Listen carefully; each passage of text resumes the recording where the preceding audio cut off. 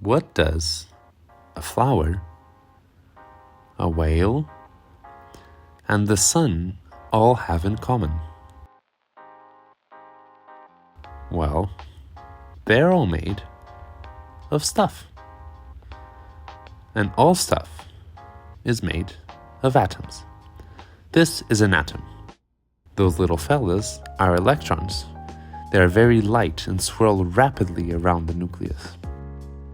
A nucleus is made of many neutrons and protons. But what are they made of? Let's find out. Those are quarks. They come in 6 different flavors: up, down, strange, charm, bottom, and top. As you can see, some are much more massive than others. There are 3 inside a proton, 2 up and 1 down.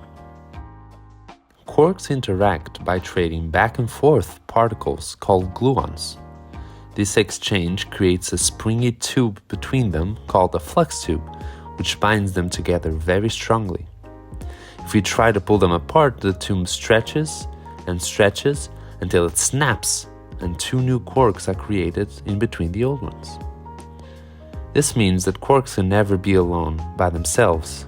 They can hang out in pairs, in trios, or sometimes in 4s. These 4-quark systems are called tetraquarks. We don't know much about them since they are very rare and hard to observe.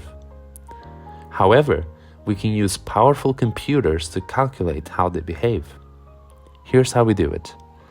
First, we pretend that space has a finite resolution, so that the quarks all sit on the grid and the gluons run along the edges.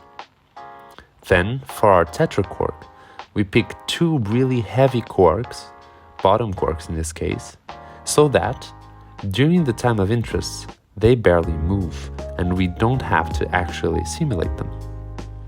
The 2 other ones are lighter U, D, or S quarks and hang around the first. The computer will then tell us how the system evolves. We can use it to predict the real-life measurement of the energies of these particles. These theoretical results can be compared to experimental observations from particle collisions, thus helping confirm the detection of these exotic particles. With these tools and a little curiosity, we are ever closer to unraveling the secrets of the universe. Thanks for watching.